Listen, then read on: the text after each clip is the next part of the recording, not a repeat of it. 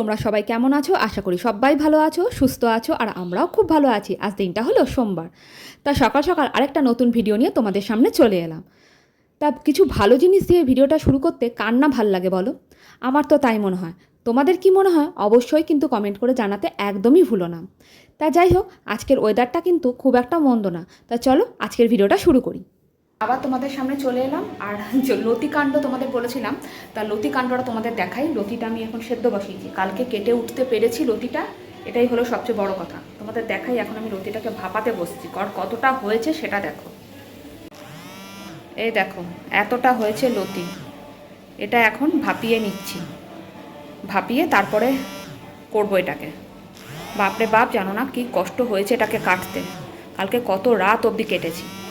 তা চলো আবার আসছি তোমাদের কাছে। ফাইনালি লতিটাকে কেটে কুটে চিংড়ি মাছ দিয়ে আমি ওভেনে বসাতে পারলাম। তা সত্যিই খুব ভাল লাগছে। এতটা লতি নিয়ে যে আমি কি বিপদেও পড়েছিলাম, তা এখন একদমই সময় হয় না মানে লতি কচু শাক করা। তা যাই হোক, চিংড়ি মাছ দিয়ে লতিটা করছি পেঁয়াজ ফোড়ন দিয়ে। তোমরা কেমন করে করো অবশ্যই কমেন্ট করে জানিও।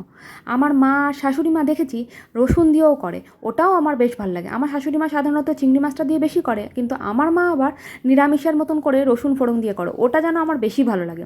তা শুভ্রজিৎ আবার বললো না চিংড়ি মাছ দিয়ে ও বেশি পছন্দ করে, তা এই জন্য চিংড়ি মাছ দিয়ে করা।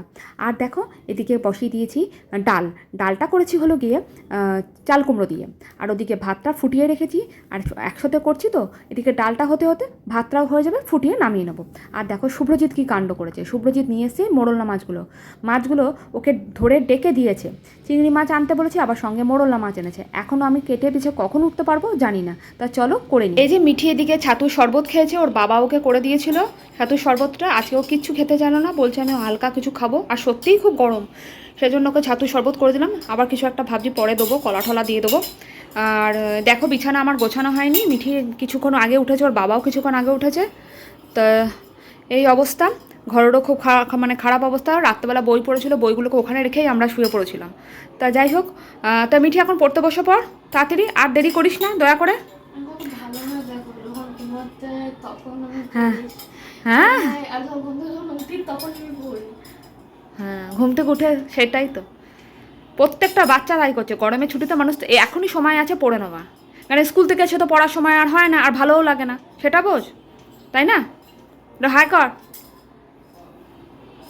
তা যাই হোক, শুভ্রজিৎ ওই ঘরে আছে, আর ও ফোনে কথা বলছে। আমি তো ওই ঘরে চলে যাবি পড়তে, ঠিক আছে? ফ্যানটা অনেকক্ষণ ধরে চলেছে, ও অবশ্য রাতবেলা বন্ধই ছিল। তাহলে চলো, তোমাদের সাথে আবার দেখা হচ্ছে কিছুক্ষণ পর। আর এইদিকে আমার মেয়েকে দেখো, পা ছড়িয়ে পড়তে বসেছে। হ্যাঁ দিচ্ছি।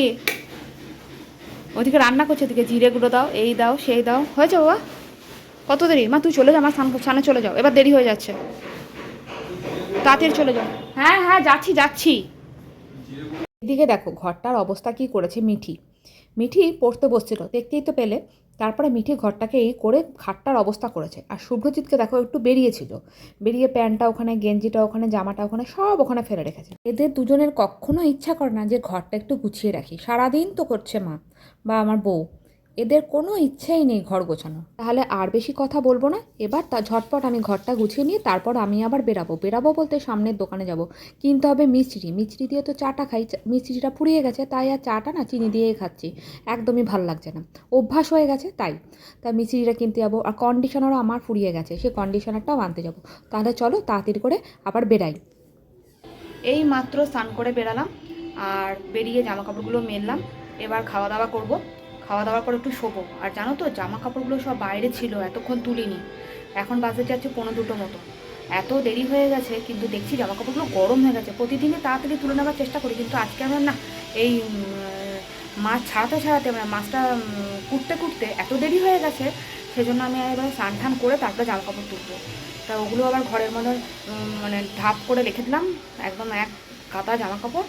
আর এদিকে জামা কাপড়গুলো মেলে দিলাম, তোমাদের সাথে একটু শেয়ার করে নিয়ে ভাবলাম। তা চলো এবার খাওয়া দাওয়া করি, তারপরে একটু শুই। তাই এই দেখো, বেশি জামা কাপড় এদিকে ছিল না, দেখেছো? এই কটাকে আবার বারান্দার ভেতরেই দিলাম। তা যাই হোক, তোমার সাথে মনে হলো একটু শেয়ার করে নিই, তাই শেয়ার করে নিলাম। তা চলো আর বেশি কথা বলছি না, এবার খেতে বসি গা। এই দেখো এই কটা জামা কাপড় তুলে নিয়ে এসে একদম হাত দিয়ে দেখছি একদম গরম হয়ে গেছে। গরম, বারান্দার ভেতরেই কয়েকটা ছিল, সবগুলোই বারান্দার ভেতরেই ছিল। তো নাইটিটা একটু রোদে দিয়েছিলাম বাইরে, তাই দেখছি গরম, মানে এতটা গরম, বাপরে বাপ, এত বৃষ্টি হওয়ার পর যে কী করে গরম হয়ে গেল কি জানি। এই আলনা গুছিয়ে গেছি দেখো, উফ বাপরে বাপ, এ টেনে নিয়ে চলে যায়, ও এদিক দিয়ে টেনে নিয়ে চলে যায়, কে আর বলবো। আলনাটা থাকে বলে বিরক্ত লাগে, এত জামা কাপড়, বাপরে বাপ। তাহলে আজকের জন্য ভিডিওটা এখানেই শেষ করছি। দুপুরবেলা খাওয়া দাওয়ার পর ঘুম থেকে উঠে মিঠিকে একটু পড়তে বসিয়েছিলাম, তারপর আর ভিডিওটা আর করা হয়নি। তা একদম রাত্রেবেলায় ভিডিওটা শুরু করলাম। যাই হোক, এখানেই শেষ করছি। তোমাদের কেমন লাগলো অবশ্যই কিন্তু কমেন্ট করে জানাতে ভুলো না। তা তোমরা সবাই ভালো থেকো, সুস্থ থেকো, সাবধানে থেকো, আর সকলকে ভালো রাখো। এখনকার জন্য টাটা।